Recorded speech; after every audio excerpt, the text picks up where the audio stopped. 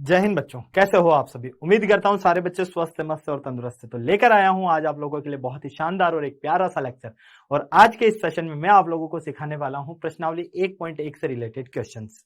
पिछले लेक्चर में आप लोगों को मैंने यूक्लिड डिवीजन लेमा अर्थात यूक्लिड विभाजन प्रमेय का और यूक्लिड डिवीजन एल्गोरिदम, इन दोनों के बारे में मैंने बताया था। और उम्मीद करता हूं पूरा सेशन आप लोगों को अच्छे से समझ में आया होगा, किसी तरह की कोई परेशानी नहीं रही होगी।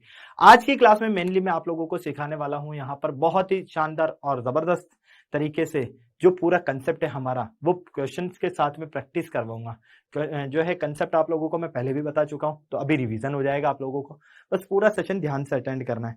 एक बात और ध्यान रख लेना, लेक्चर जब आप स्टार्ट करते हो तो लेक्चर पूरा देखा करो और साथ ही में रिवीजन आप डेली का डेली करते रहा करो। आज जो पढ़ रहे हो अगर आप उसी को आज ही पढ़ लिया तो समझ लो आपको कल पढ़ने की वापस से जरूरत नहीं पड़ेगी। क्यों? क्योंकि जब रिवीजन बैक टू बैक करते रहोगे तो एग्जाम के टाइम पर आप कहोगे कि मेरा कोर्स टाइम पर जल्दी खत्म हो गया, अब मेरे पास से पूरा वापस से रिवीजन करने के लिए खूब सारा टाइम है। तो इसलिए ध्यान रखना, डेली की क्लास अटेंड करते हुए डेली प्रैक्टिस आप लोग रेगुलर करते रहना, खास तौर पर गणित में। अगर आपको 100 में से 100 नंबर लाने, मैं गारंटी के साथ कहता हूं जो बच्चा पूरे लेक्चर अटेंड करेगा पूरे 100 में से 100 दिलाऊंगा, चाहे कुछ भी हो जाए। ओके, तो चलो आज हम क्या करने वाले हैं बेटा, यहाँ पर एनसीईआरटी एक्सरसाइज 1.1 के हम हल की बात करने वाले हैं। तो इसके लिए मैं चलता हूं सबसे पहले धमाके की ओर। और पहला धमाका हमारा क्या कहता है ये हम देख लेते हैं। धमाका नंबर 1 कहता है 2 या 2 से अधिक अभाज्य संख्याओं का मैसे कितना होता है। क्या पूछा गया है? 2 या 2 से अधिक अभाज्य संख्याओं का मैसे 1, 2, 3 या इनमें से कोई नहीं। Option A, option B, option C, option D.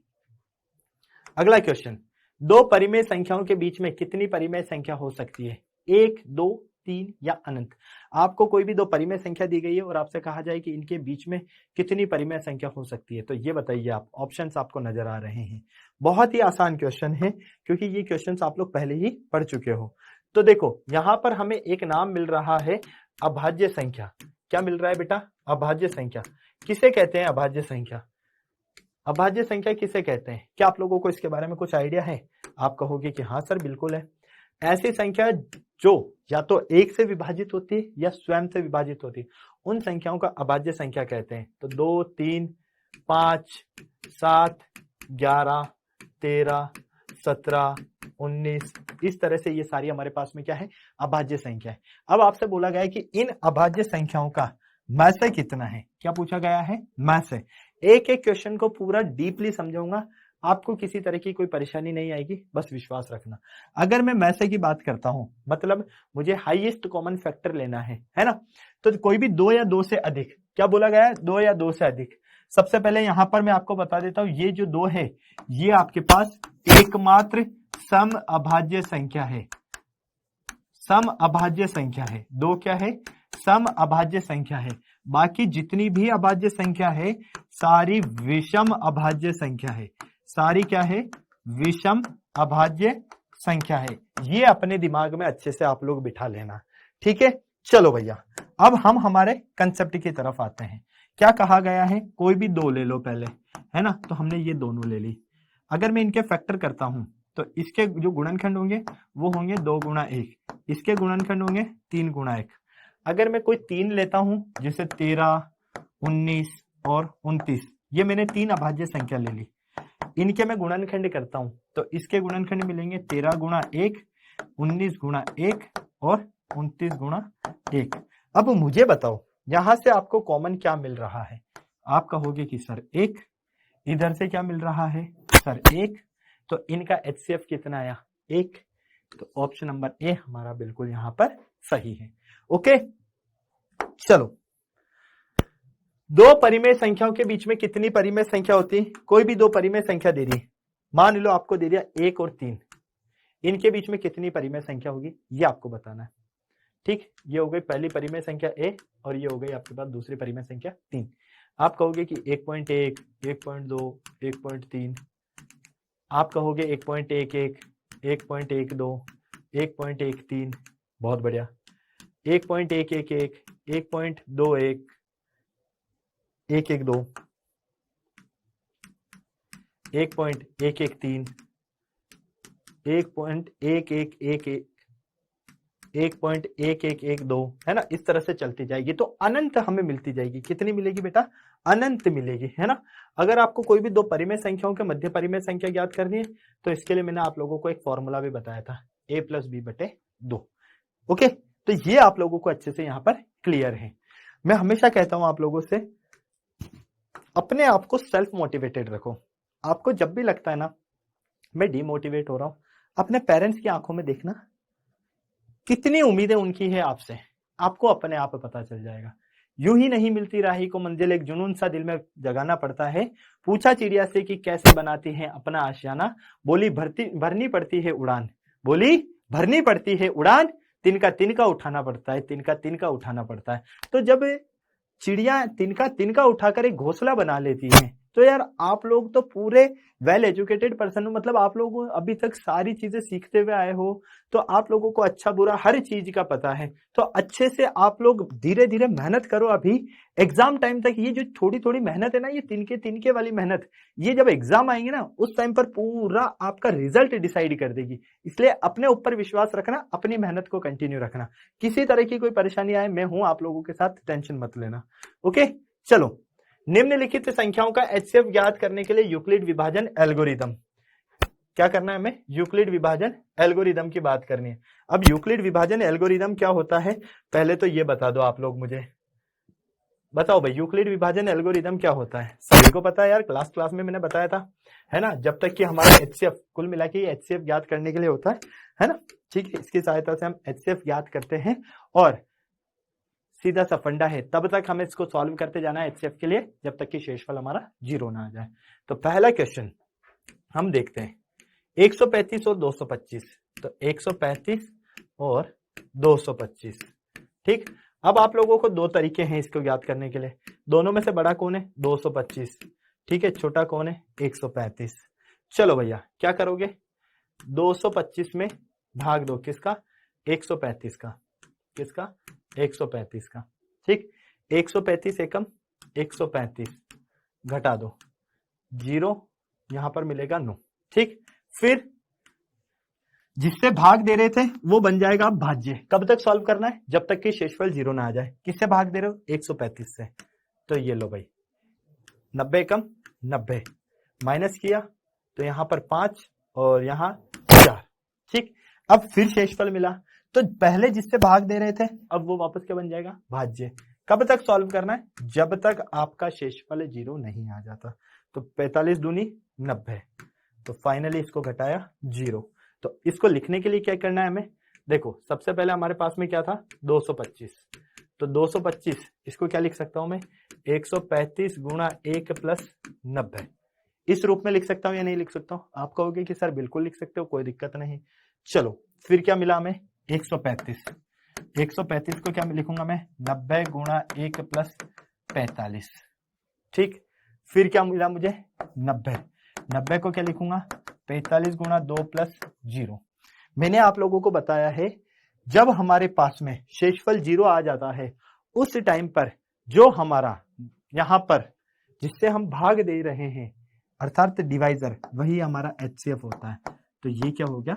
HCF कितना हुआ? 45। ये आपके शॉर्ट ट्रिक है और प्रॉपर तरीके से इस तरह से लिखते हैं। ठीक है, तो ये समझाने के लिए लिखा जाता है इस तरह से। तो मैं अब आपको बता देता हूं, 225 और 135 का मस है कितना है? 45 प्राप्त होता है। ओके, चलो भाई, क्या किसी को कोई परेशानी, किसी को कोई डाउट? कोई ऐसा बच्चा जिसको नहीं आया, कोई ऐसा बच्चा जिसको प्रॉब्लम है? नहीं, क्योंकि शेषफल 0 है इसलिए हम कहते हैं कि इस प्रक्रिया को अब हम रोक देते हैं। यहां पर लिख सकते हैं क्योंकि शेषफल 0 है इसलिए हम इस प्रक्रिया को रोक देते हैं, अर्थात इनका जो मैस है वो 45 प्राप्त होता है। ठीक, चलो अगला करते हैं, 196 और 38,220। 196 और 38,220 इसको मैं डायरेक्ट बता रहा हूं, है ना, क्योंकि मैंने अभी आपको पूरा भाग देकर मैंने समझा दिया है। तो ये जो 38,220 है इसको आप लिख सकते हो 196 गुणा 195 प्लस 0। इस रूप में आप इसको लिख सकते हो। तो यहाँ पर ये क्या हो गया, इसका HCF होगा। जहां हमारा शेषफल 0 प्राप्त होगा उस स्थिति में जिससे हम भाग दे रहे हैं वही हमारा HCF होता है। ठीक, तो हम लिखेंगे यहाँ पर, क्या लिख सकते हैं हम यहाँ पर लिख सकते हैं क्योंकि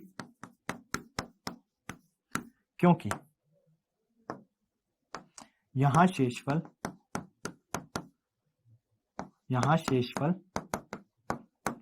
0 प्राप्त या शून्य प्राप्त होता है, इसलिए हम इस प्रक्रिया को रोक देते हैं।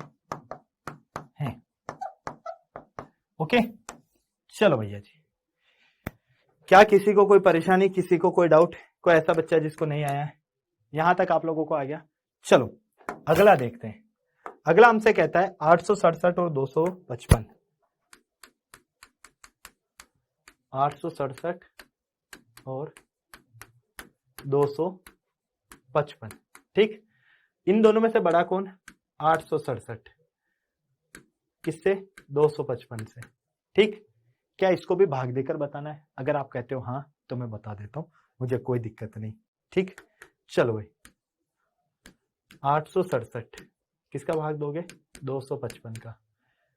2 4 6 3 बार में चला जाएगा, है ना? तो 3 पंजे 15 के 5 हासिल गया 1। 3 पंजे 15 और 1 16 का 6 हासिल गया 1। 3 दूनी 6 और 1 7। 765 प्राप्त होगा। तो यहाँ पर मिलेगा 2, यहाँ 0 और ये 102। ठीक, शेषफल कितना मिला? 102। कब तक सॉल्व करेंगे? जब तक शेषफल 0 प्राप्त नहीं हो जाता। तो पहले वाला जिससे भाग दे रहे थे अब वो बन जाएगा नया भाज्य। कितना बन गया ये? 255। तो फाइनली अगर हम 102 में 255 में 102 का भाग देते कितनी बार जाएगा भाई? बताओ जल्दी से, कौन बताएगा? सभी को पता है काफी अच्छे से। 2 बार देख लेता हूं क्योंकि ये 200 तो वैसे हो रहा, 204, तो ये हो जाएगा 204। 1 मिलेगा, यहाँ 5 मिलेगा और इधर 0। ठीक, अब शेषफल 0 प्राप्त हुआ क्या? नहीं हुआ। कब तक सॉल्व करना है? जब तक शेषफल प्राप्त नहीं हो जाता। तो पहले जिससे भाग दे रहे थे अब वो बन जाएगा नया भाज्य। तो किससे भाग दे रहे थे? 102 से। तो 51 दूनी 102, घटा दो कितना मिला? 0। तो इस स्थिति में हमारे पास में जहां पर जो है शेषफल हमें 0 प्राप्त होता है तो ये हमारा HCF हो जाएगा। ठीक, तो हम क्या लिखेंगे? 867 और 255। ठीक है, ये है हमारे पास में, ये है। ठीक है, तो 867 बड़ा है किससे? 255 से। तो 867 के हमने क्या गुणन किए? 255 इंटू 3 प्लस 102। फिर हमें मिला यहाँ पर 255। इसको हमने क्या लिखा? इस 255 को अगर ध्यान से देखोगे तो इसको लिखा हमने 102 गुणा 2 प्लस 51। 102 गुणा 2 प्लस 51। फिर हमें मिलता है 102, इसको लिखा है हमने 51 गुणा 2 प्लस 0। तो ये 51 जो है यही हमारा क्या है? यहाँ पर शेषफल HCF है। क्या है? HCF, अर्थात यहां शेषफल 0 प्राप्त होता है, इसलिए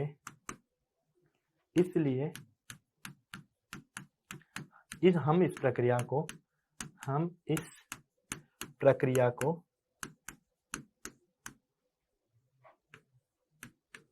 रोक देते हैं। रोक दिया हमने, कोई दिक्कत नहीं। चलो, तो 867 और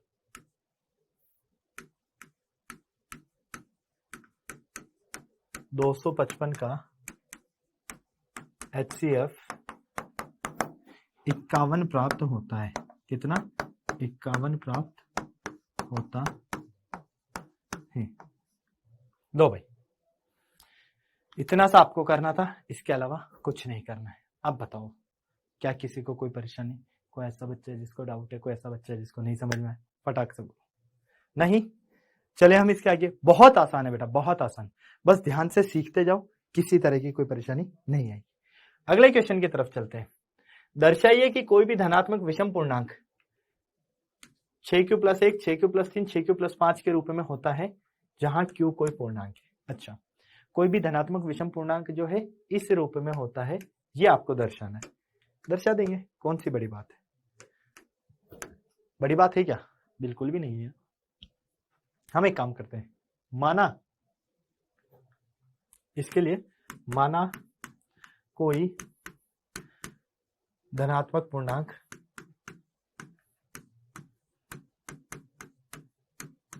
ए है। क्या है? ए है। क्या यहां तक किसी को कोई परेशानी नहीं? चलो अब देखो, अगर मैं यूक्लिड विभाजन प्रमेय की बात करता हूं तो आप लोगों को अच्छे से पता है, इसको लिखते हैं हम a = bq + r, जहां पर r का मान 0 से बड़ा या 0 के बराबर, लेकिन b से क्या होता है? छोटा होता है। यही लिखते हैं ना। चलो भाई, अब देखो, आप यहां पर देख पा रहे हो क्या क्या है आपके पास? 6q + 1, 6q + 3 और 6q + 5, ये आपको दिया है। अगर आप इसको तुलना करते हो इससे, ठीक है? चलो, तो आप यहां पर मुझे देखकर बताओगे ए क्या है? ए हमने धनात्मक विषम पूर्णांक मान लिया, ये पूरा एक तरह से, ठीक है? अगर मैं यहां पर देखता हूं क्यू के साथ में कौन है? बी, तो यहाँ क्यू के साथ में 6, क्यू के साथ में 6, क्यू के साथ में 6, तो बी का मान कितना है यहाँ पर? 6। बी का मान कितना है यहाँ पर? 6। क्या किसी को कोई परेशानी, किसी को कोई डाउट?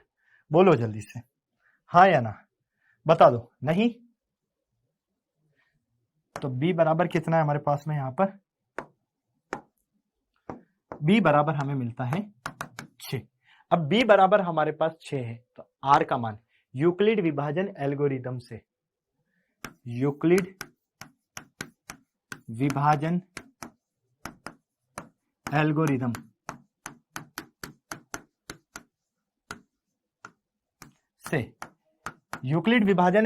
से आप क्या देख पाते हो?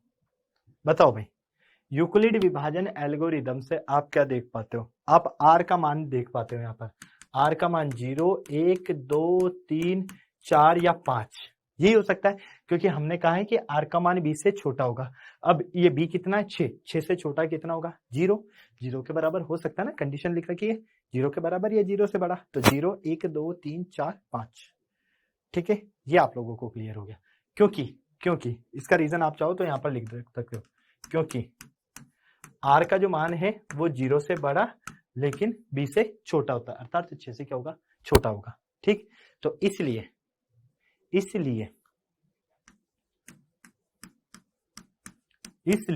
एक एक कंडीशन को अच्छे से और ध्यान से देखना, अभी समझ में आ जाएगी।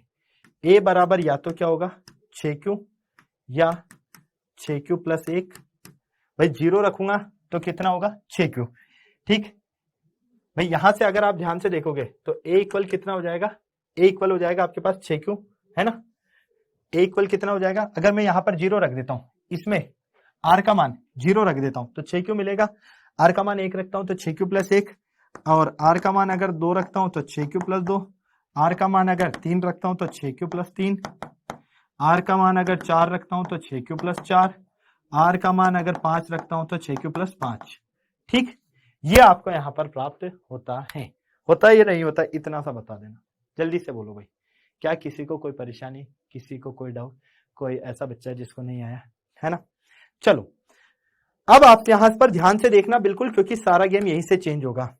इस वाले कंडीशन को, इस कंडीशन को और इस कंडीशन को, इन 3 कंडीशन को जब आप देखते हो तो आप क्या कहते हो? सर हमें यहां पर धनात्मक मान प्राप्त हो रहा है और वो भी सम मान प्राप्त हो रहा है, मतलब सम धनात्मक संख्या प्राप्त हो रही है। 1 रखोगे तब भी 6, 2 रखोगे तो 12, 3 रखोगे तो 18, 4 रखोगे 24, 5 रखोगे 30। सेम चीज 1 रखोगे तो 8 प्राप्त होगा, 2 रखोगे यहां पर इसमें तो 14 प्राप्त होगा, 3 रखोगे तो 20 प्राप्त होगा, है ना, इसी तरह से ये। तो हम क्या देखते हैं, विषम वाला कौन सा है, 6q + 1, 6q + 3, 6q + 5। तो 6q + 1, 6q + 3 और 6q + 5, इन तीनों की मैं बात कर रहा हूं। इसमें एकदम दिमाग लगाना और ध्यान से, है ना। यहां सारा गेम होगा, यहां आपका सारा गेम अभी ओवर हो जाएगा। फिर कहोगे ये क्या हो गया। इस 6q को क्या लिख सकता हूं, 2 गुणा 3q + 1 लिख दूं, लिख सकता हूं क्या, नहीं, ब्रैकेट में नहीं लिख सकता हूं, इसको लिख सकता हूं 2 गुणा 3q + 1 के रूप में लिख सकता हूं, है ना। 2 किससे गुणा हो रहा है, 3 से, तो कितना बन रहा है 6q और फिर 1 एज इट इज। क्या कोई परेशानी, कोई डाउट नहीं। दूसरा करते हैं, इसको क्या लिख सकते हैं, दूसरे वाले को 6q + 2 + 1, इस 3 को मैंने तोड़ दिया 2 + 1 के रूप में। किसके रूप में तोड़ा, 2 + 1 के रूप में। ठीक, इसको क्या लिख सकता हूं, 6q + 4 + 1, इस रूप में तोड़ सकता हूं या नहीं तोड़ सकता हूं, इतना सा बता दो। ठीक है, अगर आप आगे देखोगे तो हम इसको भी तोड़ सकते हैं, इसको भी तोड़ सकते हैं। इस 6q + 2 को कैसे तोड़ोगे आप, इसको लिखोगे 2 गुणा 3 + 2 गुणा 2 कॉमन ले लो इसमें से, तो 3q + 1 के रूप में, है ना।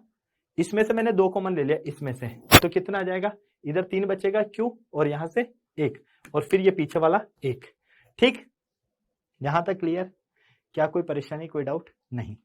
इसी तरह से अगर आप यहां पर देखोगे तो यहां से मैं क्या कॉमन ले सकता हूं, आप कहोगे कि सर यहां से भी आप 2 कॉमन ले सकते हो, तो 3q + 2 मिलेगा और साथ में कितना था आपके पास, 1 था। चलो भाई, अब एक एक छोटी छोटी सी चीज को ध्यान से समझते जाना, है ना। यहां लफड़ा हो सकता है, एक एक चीज को ध्यान से समझते जाना। अगर ये ध्यान से नहीं समझी तो दिक्कत हो जाएगी। अब ध्यान से देखना, इस 3q + 1 को मैं k1 नाम दे देता हूं, है ना। ठीक है, इसको मैं k2 नाम दे देता हूं, इसको मैं k3 नाम दे देता हूं। ठीक, यहां k1 एक पूर्णांक है, k1 क्या है, पूर्णांक है। ओके, k2 एक क्या है, पूर्णांक है, k3 क्या है, एक पूर्णांक है। क्लियर, इसको k3 नाम दिया, इसको k2 दिया और इसको k1 दिया। तो अब आप यहां से एकदम ध्यान से अच्छे से समझ चुके हो। इस प्रकार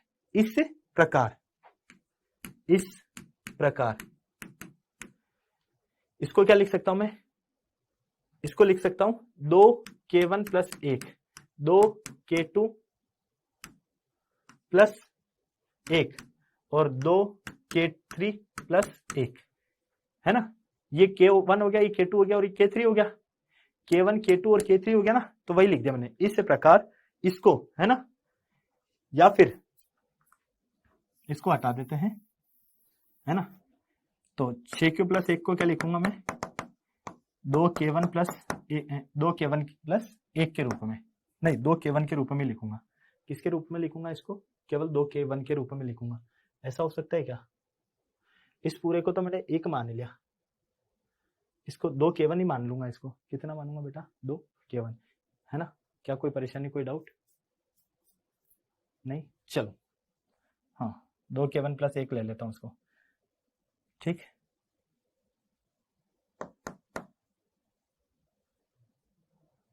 दूनी 6, इसको क्या 2 कॉमन ले लेता हूँ यहाँ से, तो 2 गुणा 6q + 1। ठीक है, फिर 1 कॉमन ले लूँ, हाँ सही है।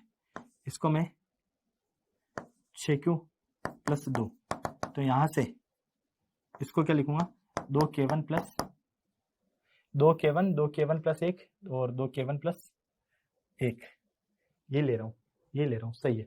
2k1 + 1, 2k1 + 1, k1 क्या है यहाँ पर, पूर्णांक है ना। यहाँ पर मैं चाहूँ तो एक काम और कर सकता हूँ, यहाँ k1 को मैं एक पूर्णांक ले रहा हूँ, सिर्फ इसकी मैं बात करता हूँ, मैं यहाँ पर सिर्फ इसकी बात करता हूँ, किसकी बात करता हूँ, इसमें थोड़ा सा कंफ्यूजन हो जाएगा वरना आपको, है ना। इसको हम इस तरह से ले लेते हैं, +1, ठीक है, इस तरह से। हाँ, तो ये 6q + 1 हो गया, अब कोई दिक्कत नहीं, ठीक। तो इसको क्या लिखेंगे, इसको k2 + 1 लिखेंगे और 6q + 5 को लिखेंगे हम 2k3 प्लस 1, है ना। इस रूप में हम यहाँ पर इसको लिखते हैं। इस प्रकार अब लिख देते हैं यहाँ पर हम, इस प्रकार 6q प्लस 1, 6q प्लस 3 और 6q प्लस 5, ये तीनों क्या है हमारे पास में 2k प्लस 1 के रूप में है, 2k प्लस 1 के रूप में है, ठीक है। और यहां पर देखोगे तो k क्या है, यहां पर एक पूर्णांक है, k एक पूर्णांक है, इसलिए बस एक ही फंडा है, इसलिए ये सारे क्या है 2 से विभाजित नहीं होते हैं, इसलिए 6q प्लस 1, 6q प्लस 3 और 6q प्लस 5 2 से विभाजित नहीं होते हैं, नहीं होते हैं। अर्थात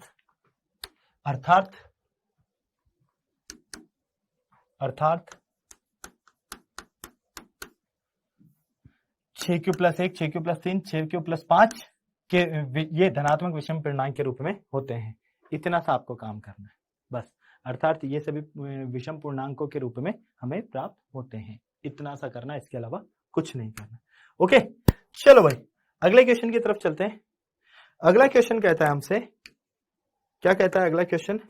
अगला क्वेश्चन कहता है कि किसी परेड में 616 सदस्य वाली एक आर्मी की टुकड़ी 32 सदस्यों वाली आर्मी के बैंड के पीछे मार्च करना है। दोनों समूह को समान संख्या वाले स्तंभों में मार्च करना है। इन स्तंभों की संख्या अधिकतम कितनी हो सकती है, वे मार्च कर सकते हैं। अधिकतम संख्या पूछे मतलब कि इनका HCF ज्ञात करेंगे बस, ठीक। 616 सदस्यों वाली संख्या है, ठीक है, तो 616 ये क्या है, सदस्यों की एक आर्मी है, ठीक है, जिसमें 616 सदस्य है। और बैंड वाले कितने हैं, एक आर्मी बैंड 32 सदस्य जो है ये बैंड आर्मी है, बैंड आर्मी है, ठीक। इस बैंड आर्मी के पीछे चलेगी कौन, ये 616 वाली आर्मी, ठीक है। तो अब आपको ये बताना है कि अधिकतम संख्या क्या होगी उन स्तंभों की जिससे वह मार्च कर सके, 1 2 3 4 5 6 इस तरह से। तो हमें क्या करना है, HCF ज्ञात करना है, किसका, 616 का। तो 616 के आपको क्या करने, टुकड़े करने, क्या होंगे भैया, क्या लिखोगे इसको बताओ भाई, 32 गुणा 19 प्लस 8 लिख सकते हैं, देख लो भाई, चेक कर लो। अगर आप इसके गुणनखंड करोगे तो 32 गुणा 8 प्लस 32 गुणा 19 मतलब यूक्लिड डिवीजन के अकॉर्डिंग करोगे, है ना। क्या कहा मैंने, उन स्तंभों की संख्या अर्थात HCF। चाहो तो पहले इस तरह से लिख दो, उन स्तंभों की संख्या, है ना, अर्थात HCF किसका, 616 और 32 का। तो 616 को यूक्लिड विभाजन एल्गोरिदम से, यूक्लिड विभाजन एल्गोरिदम से, यूक्लिड विभाजन एल्गोरिदम से अगर आप देखते हो तो 616 इसको क्या लिख सकते हो, 32 गुणा 19 प्लस 8, फिर आपको प्राप्त होता है 32। तो इसको क्या लिखोगे आप, 8 गुणा 4 प्लस 0, 8 चौक 32। अब मुझे बताओ शेषफल 0 कहां पर प्राप्त हो रहा है, शेषफल यहां पर 0 प्राप्त हो रहा है। तो इनका HCF अर्थात 616 व 32 का HCF 8 प्राप्त होता है, कितना, 8 प्राप्त होता है। जब इनका HCF 8 प्राप्त होता है तो 8 स्तंभों की संख्या है जिससे वे मार्च कर सकते हैं, 8 स्तंभों की संख्या है जिससे वे मार्च कर सकते हैं, बस वे 8 स्तंभों के साथ में मार्च कर सकते हैं या 8 स्तंभों में मार्च कर सकते हैं, वे 8 स्तंभों में मार्च कर सकते हैं। ओके, इसके अलावा आपको कुछ नहीं करना है, यहाँ पर इतना सा चीज करना था और यही आपको सीखना था। अब बताओ भाई जल्दी से, क्या किसी को कोई परेशानी डाउट? नहीं, चले हम आगे, आ जाओ भाई। चलो अगला देखते हैं। अगला क्वेश्चन कहता है हमसे, यूक्लिड विभाजन प्रमेयिका का प्रयोग करके दर्शाए कि किसी पूर्णांक का वर्ग किसी पूर्णांक m के लिए 3m के रूप में होता है। यूक्लिड विभाजन प्रमेयिका का प्रयोग करके दर्शाए कि किसी पूर्णांक का वर्ग पूर्णांक m के लिए 3m या 3m+1 के रूप में होगा। दर्शा सकते हैं? बोलो भाई। कहोगे कि हाँ सर दर्शा देंगे, कोई दिक्कत नहीं।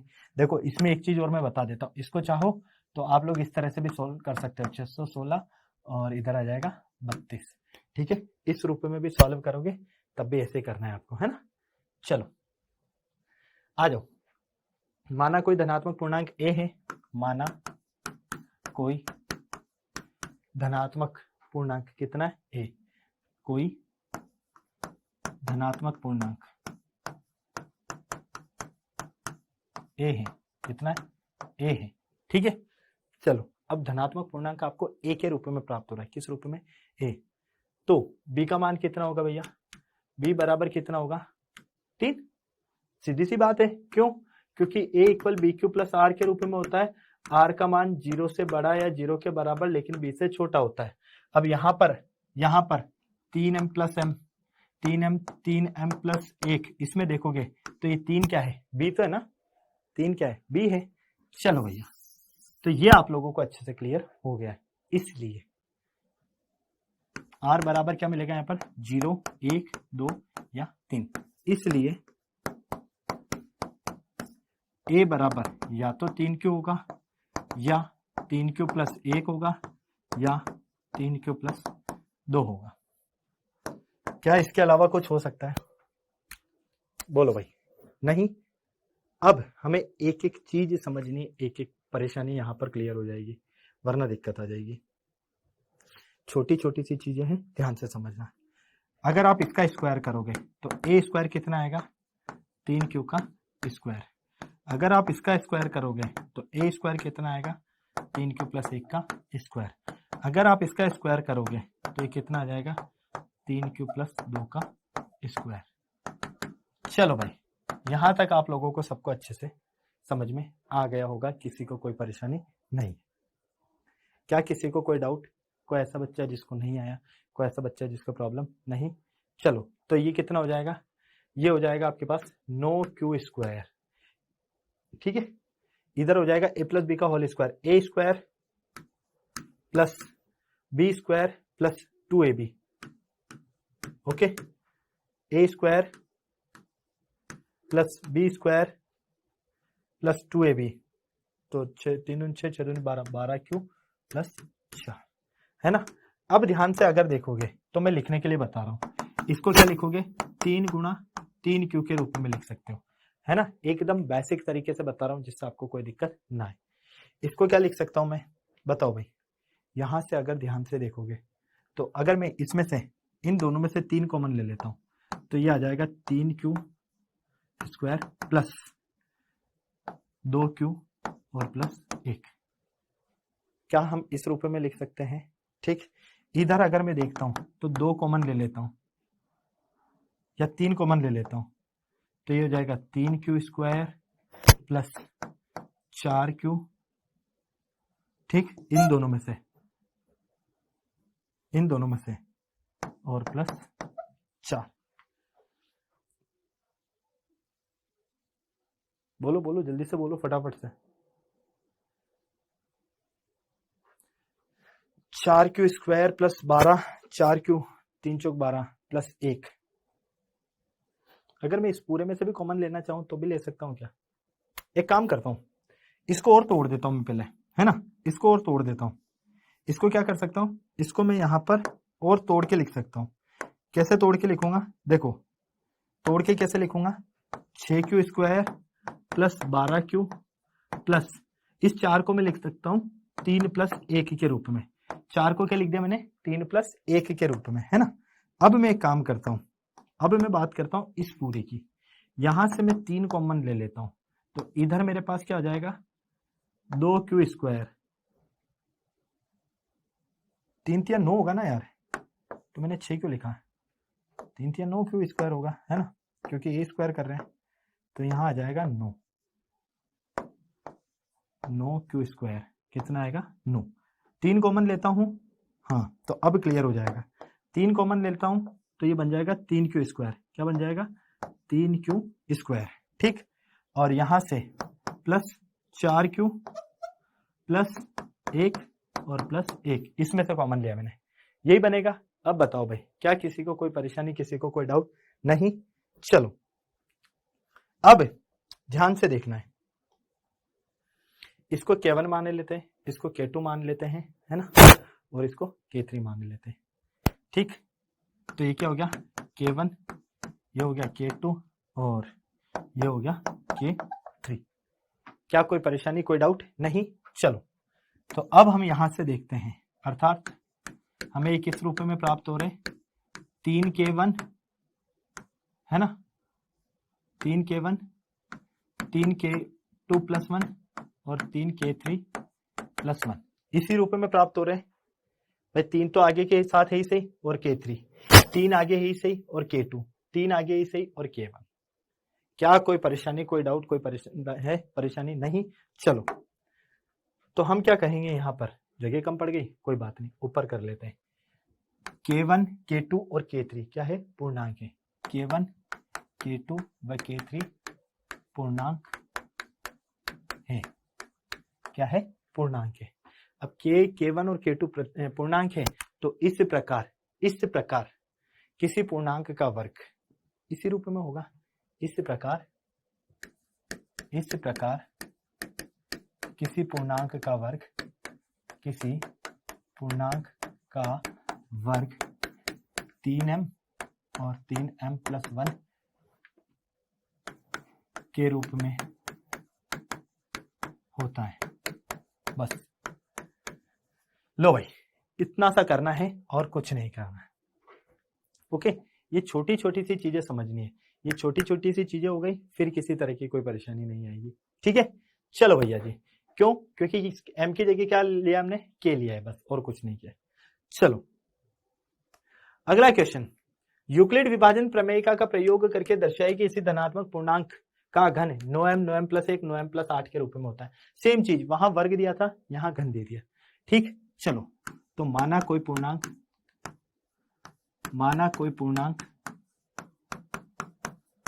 a है, ठीक है। तो b का मान कितना आ जाएगा, 9 आ जाएगा। b का मान कितना आ जाएगा, 9 आ जाएगा। क्या हम ऐसा कह सकते हैं? अब 9 करेंगे तब तक तो बहुत बड़ी बात हो जाएगी, 9 करेंगे तब तक तो बहुत बड़ी बात हो जाएगी। तो हम क्या करते हैं, इसको 3 ले लेते हैं। क्यों? क्योंकि देखो 9m प्लस 1 और 9m प्लस 8, यही है। चलो तो इसको क्या लिखोगे आप, 3 इंटू 3m, ठीक, ये लिखोगे या और कुछ लिखोगे? नहीं। चलो अगर मैं इसकी बात करता हूं तो इसको लिखोगे 3 इंटू 3m प्लस 1। अगर मैं इसकी बात करता हूं,